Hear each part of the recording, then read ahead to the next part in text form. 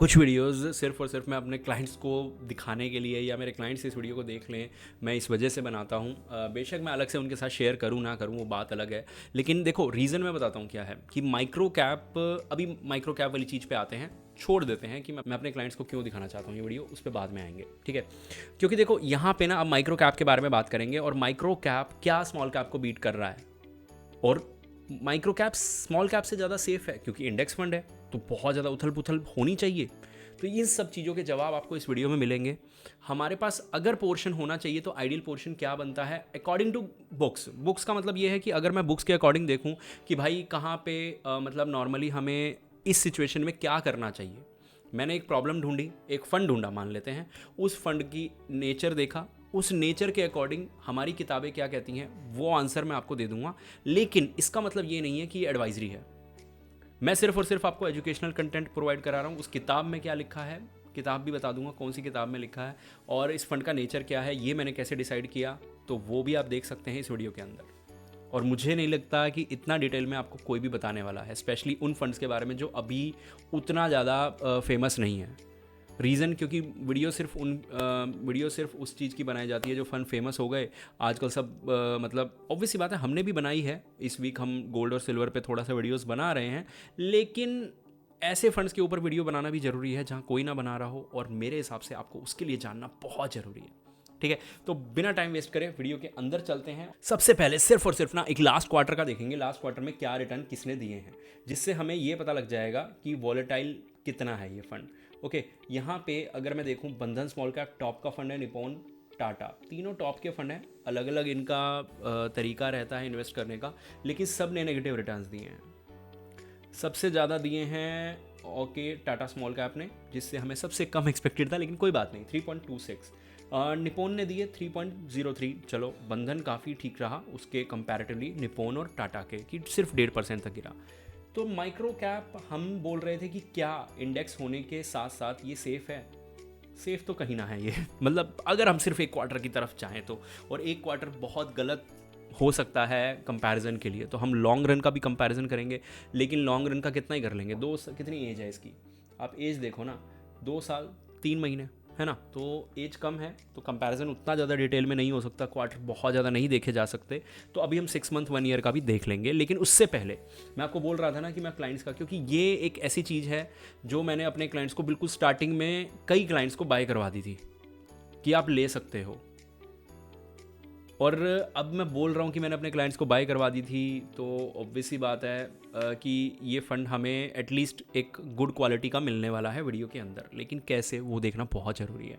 और अगर आप चाहते हैं कि आप उन लोगों में से रहे कि जहाँ पे आपको पता है कि आगे आने वाले समय में ये चीज़ें चल सकती हैं, ये चीज़ें नहीं चल सकती, प्लानिंग वाली चीज़ों में, तो उसके लिए आपको स्क्रीन पे नंबर दिख रहा है।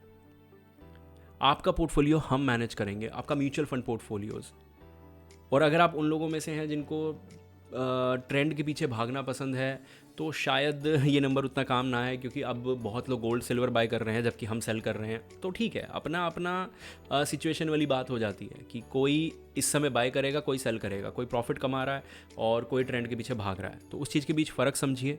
और अगर आपको लगता है आपको इतनी नॉलेज नहीं है कि आप ट्रेंड के स्टार्टिंग में उस ट्रेंड को ढूंढ सकें, या फिर एक ऐसे इन्वेस्टर बन सकें जो कैटेगरी एवरेज को बीट कर पा रहा है, अगर आपके पास उतना नॉलेज नहीं है, कई लोगों के पास नॉलेज होती है, टाइम नहीं होता, तो दोनों केसेस में आपके लिए ये नंबर बहुत यूज़फुल रहेगा। आपको सिर्फ और सिर्फ अपना SIP अमाउंट ड्रॉप करना है, SIP अमाउंट। चलो अब वीडियो के अंदर चलें, 6 मंथ में देखें, 6 मंथ में हम जज कर सकते हैं। यहाँ पे रिटर्न्स के मामले में ये बहुत बढ़िया रहा। बंधन से बेशक पीछे रहा हो, लेकिन इसने ऑलमोस्ट 2 स्मॉल कैप बीट कर दिए जो 2 टॉप के स्मॉल कैप है, तो इसको ये तारीफ तो बनती है भाई इसकी, ठीक है। अब आ जाते हैं फुल ऑन मतलब कंपैरिजन पे। सिर्फ और सिर्फ 1.5% गिरा बंधन, मतलब इसने बहुत ज़बरदस्त काम किया। टाटा 8% गिरा, निपोन 6% गिरा, लेकिन ये गिरा ऑलमोस्ट 9% स्मॉल कैप से हल्का सा ऊपर लॉन्ग रन में। लॉन्ग रन मतलब 1 साल के अंदर। तो मेरे हिसाब से गिरने वाली जो सिचुएशन है, चढ़ने वाली सिचुएशन है यहाँ पे स्मॉल कैप के बराबर, और ये टॉप के स्मॉल कैप हैं। तो कैटेगरी एवरेज को ये हर जगह बीट करता हुआ आ रहा है, गिरते हुए यहाँ ज़्यादा गिर गया ये बेशक, सिर्फ एक क्वार्टर का इसने 3 मंथ्स वाले टाइम परफॉर्मेंस पे ख़राब किया है, लेकिन 6 मंथ वाले पे इसने अच्छा परफॉर्मेंस दिखाया, 1 ईयर वाले पे भी। क्यों? क्योंकि ये इतना ही गिरा है, कैटेगरी एवरेज 9 से ज़्यादा का है। इसके 2 साल के एनुअलाइज रिटर्न अगर आप चेक करोगे 19% है। तो इसमें हम बाकी फंड से कंपेयर करेंगे, हम यहाँ से कंपेयर कर सकते थे लेकिन करने का कोई फ़ायदा नहीं है। रीज़न ना ये थीमेटिक में चले जाते हैं, ये इस फंड को थीमेटिक में डाल देते हैं, तो मैं थीमेटिक से कंपेयर नहीं करना चाहूँगा, इसलिए यहाँ पे कैटेगरी एवरेज आपको हर पॉजिटिव दिख रहा है, जबकि ऐसा है नहीं। ओके, तो इसको मैं अगर 2 साल के कंपैरिजन पे डालूँ तो कौन से फ़ंड हैं जो इससे बढ़िया कर रहे हैं? ठीक है, सिर्फ और सिर्फ इंडेक्स फंड की बात कर रहा हूँ मैं। नैस्डैक ने इससे बढ़िया किया है, ठीक है, वैल्यू इंडेक्स ने इससे बढ़िया किया है, 500 जो S&P है, सारे ऑलमोस्ट बाहर के फंड हो गए ये BSE वाला छोड़ के। नेक्स्ट निफ्टी 50 हो गया, इधर भी ये नेक्स्ट 50 हो गया, एक मोमेंटम मिड कैप हो गया।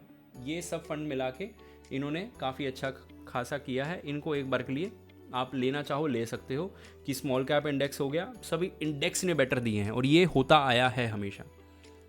जब मार्केट गिरता है और रिकवर करता है तो इंडेक्स सबसे अच्छे उस समय नज़र आते हैं। अब ये देख लो, मेन कंपैरिजन तो यहाँ पे शुरू होता है। सभी मल्टी कैप ने बहुत ज़बरदस्त परफॉर्मेंस दिया इस साल।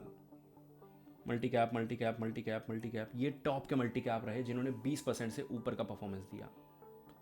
अगर आपके पास इनमें से कोई भी है ना, तो भाई आप लकी हो कि आपके पास ये पोर्टफोलियो में इस लिस्ट में से कुछ भी है तो, ठीक है।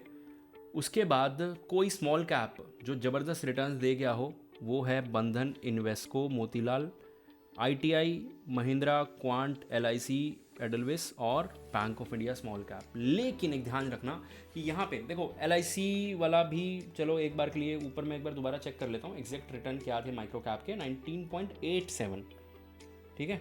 इधर LIC वाले के क्या हैं, 19.39। तो ये सिर्फ यहाँ पे क्वांट से पीछे रहा, महिंद्रा से पीछे रहा, ITI से पीछे रहा, 7वें नंबर पे। 30-40 स्मॉल कैप के अंदर अगर मैं इसको डाल दूं और वहाँ पे कंपैरिजन करूँ तो ये 7वें नंबर पे आता है, जो कि बिल्कुल बुरा नहीं है।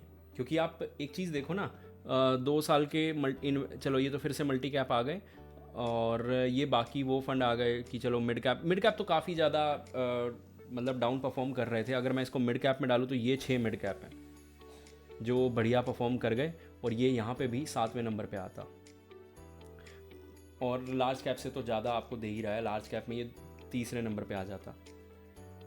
तो हर जगह ये रैंक बहुत बढ़िया कर रहा है, ठीक है। और मेरे हिसाब से आप कोई भी फंड देख लो 2 साल के परफॉर्मेंस पे, UTI आपने देख लिया, ये उस 8 में आता है जो ऊपर था।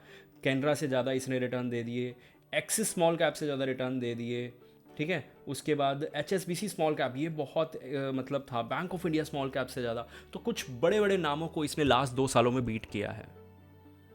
इसलिए मैं इस फंड को लेकर अभी भी काफ़ी स्ट्रॉन्ग हूँ, क्योंकि एक बात, अब मैंने कहा था कि मैं नेचर बताऊँगा और नेचर के हिसाब से किताब में बताऊँगा कि क्या लिखा है। ये किसी कैटेगरी में फ़िट नहीं हो सकता, क्योंकि अपने आप में ये यूनिक फंड है, ठीक है। और ना ही इसको कंपैरिजन किया जा सकता है बाकी दूसरे कोई हमारे पास अगर एक्टिव माइक्रो कैप हों या दूसरे इंडेक्स हों कि हम ट्रैकिंग एरर वगैरह चेक कर सकें, तो ना तो ये किसी कैटेगरी में आता है, ना ही इसका कंपैरिजन हो सकता है, ठीक है। दूसरी कैटेगरी में अगर मैं जाऊं और कंपैरिजन करना चाहूं, इन दोनों का एक मिक्सचर बना के देखना चाहूं, तो ये किस रैंक पे आ रहा है, 7 और 3। तो मेरे हिसाब से ये अच्छी रैंक्स हैं। और अगर कोई इस रैंक का है जिसके बारे में हम ज़्यादा डिटेल में नहीं जा सकते कि ये अच्छा कर रहा है या बुरा कर रहा है, हमें लग रहा है बेशक अच्छा कर रहा है, हम सेटिस्फाइड हैं इस रिटर्न से, तो क्या इस फंड के साथ हमें करना चाहिए? तो अगर हम कभी इस फंड को 10-20% अपने पोर्टफोलियो में एक लिमिटेड समय के लिए नहीं बोलूँगा, एक लिमिटेड कंपोजर रखना चाहें तो कोई बुरा नहीं है। लेकिन फिर से मैं बोलूँगा कि ये इस तरह के फ़ंड के बारे में हमेशा बोला जाता है कि लिमिटेड रखो अपने आप को, ज़्यादा ऊपर ना जाओ कि आपको पता है कि यार ये तो भाई मिड का बीट कर रहा है, स्मॉल का बीट कर रहा है, लार्ज का बीट कर रहा है, तो ले लो इसको। क्योंकि हमें क्या करना है, हमें टॉप 6 में भी तो कुछ चाहिए ना। मैं यहाँ से खुश हो गया, लेकिन खुश तब हुआ कि मेरा 20% पोर्टफोलियो ऐसा दिख रहा है, मुझे इस टॉप 6 में कुछ चाहिए भाई, मुझे इधर भी टॉप 6 में कुछ चाहिए।